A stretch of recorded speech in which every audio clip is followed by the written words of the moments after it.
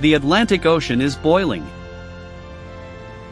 Inside the cramped pressure hull of Soviet submarine B-59, the air has reached a suffocating 120 degrees Fahrenheit. Carbon dioxide levels are hovering at a lethal 4%. The crew is fainting, gasping for breath, while American destroyers overhead rain down non-lethal signaling depth charges that sound like hammers hitting a metal drum.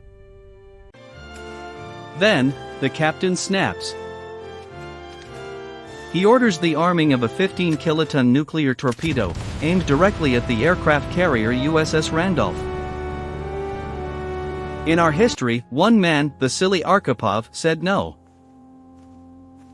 But today, the order is confirmed. A dull click. A high-pitched whine. And then, the sky over the Atlantic doesn't turn dark. It turns a blinding, chemically pure white. But to understand how we got to this blinding flash, we have to look at the day the world ran out of luck. Rewind to October 16, 1962. President John F. Kennedy is handed a set of grainy aerial photographs taken from 72,000 feet. They reveal Soviet construction crews in San Cristobal, Cuba, rapidly assembling launch sites. Just 90 miles from the Florida coast, the Soviets are placing SS-4 medium-range ballistic missiles. These machines of war carry a 1-megaton nuclear warhead, each one possessing 70 times the destructive power of the Hiroshima bomb. If launched, they can reach Washington, D.C. in less than 15 minutes, traveling at speeds of over 3,000 miles per hour. This is the macro question that would define the fate of human civilization. If the two greatest superpowers on Earth finally pushed the button, who would actually survive to inherit the ashes? Kennedy's military advisors, the Joint Chiefs of Staff, demand an immediate, massive airstrike to wipe out the missile sites. Kennedy hesitates, choosing instead to establish a naval blockade, which he euphemistically calls a quarantine. But here is the terrifying reality. If you were sitting in the Oval Office back then, would you have ordered the airstrike, or would you have chosen the blockade? Let me know in the comments, because that single decision is where our timeline violently fractures. Kennedy chose the blockade, but he didn't know about the 4 Soviet Foxtrot-class submarines lurking beneath the blockade line, each carrying a weapon that could end the world. It is October 27, 1962.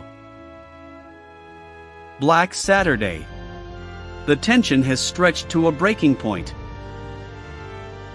Over Cuba, a Soviet SA-2 surface-to-air missile battery locks onto an American U-2 spy plane piloted by Major Rudolph Anderson. The missile ignites. Within seconds, Anderson's plane is shredded, falling to the Cuban soil.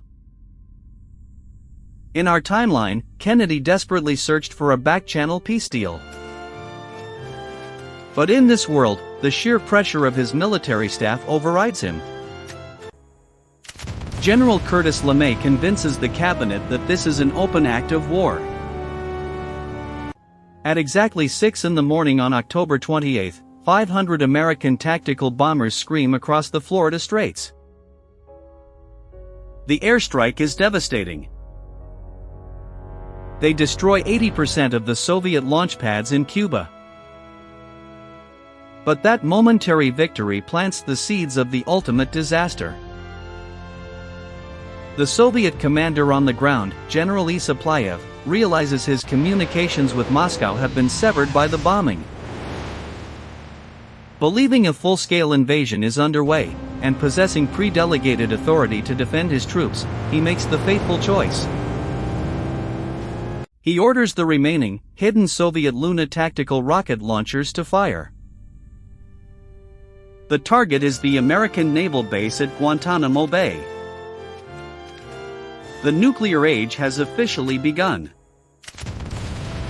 The explosion at Guantánamo Bay doesn't just destroy the naval base, it tears a hole in the fabric of human history.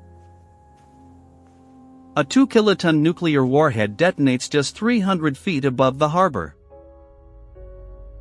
In a fraction of a microsecond, 5,000 American soldiers are vaporized, and the surrounding ocean is whipped into a radioactive storm. But here is where the story takes a truly baffling turn. This catastrophic strike was not authorized by Moscow. Nikita Khrushchev is sitting in the Kremlin, entirely unaware that a rogue general in the Cuban hills has just crossed the ultimate red line. He is frantically trying to send a diplomatic teletype to Washington to stop the escalation, but the commercial lines are clogged.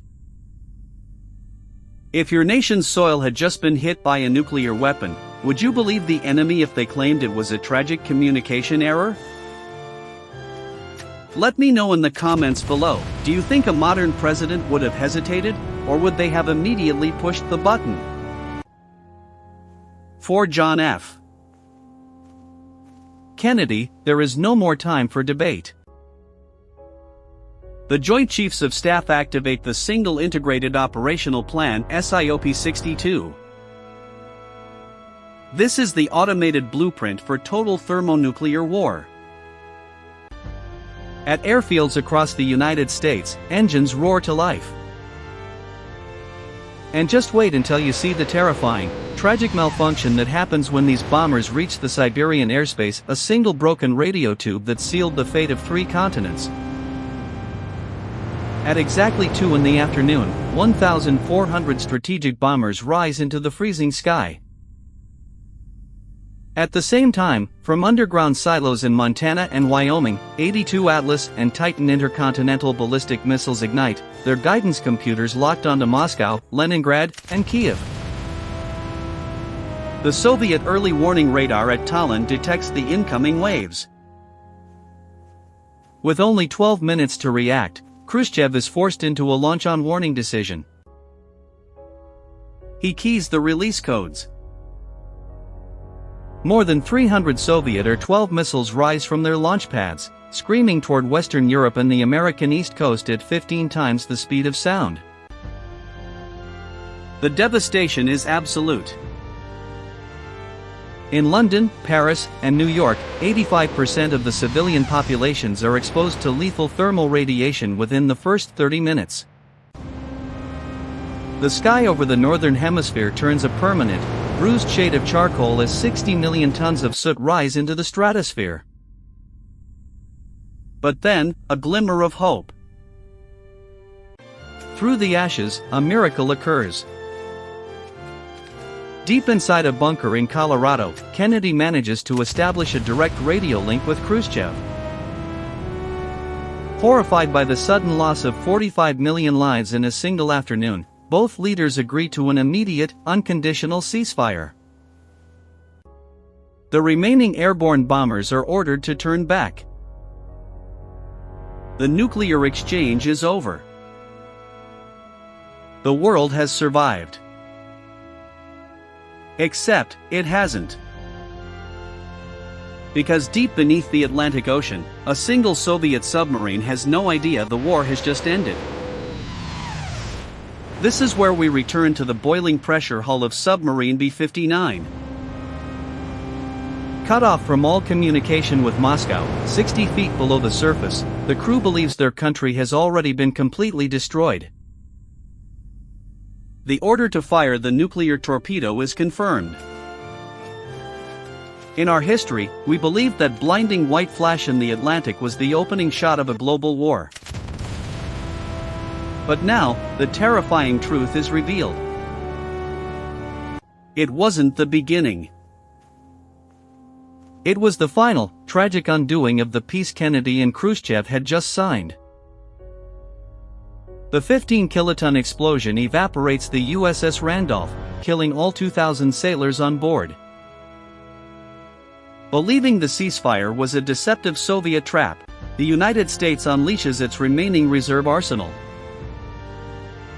So, who actually survived to inherit the ashes? The northern hemisphere is cast into a brutal, decade-long nuclear winter. Temperatures across the mid-latitudes drop by 15 degrees Celsius, destroying 90% of global crop yields. The United States and the Soviet Union cease to exist as organized nations. Instead, the global center of gravity shifts entirely.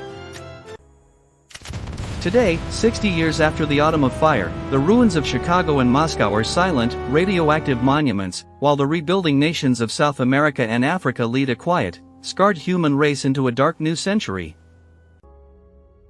But what if the key to rebuilding this shattered world didn't lie on the surface, but deep inside a forgotten, top-secret military bunker buried beneath the Greenland ice sheet?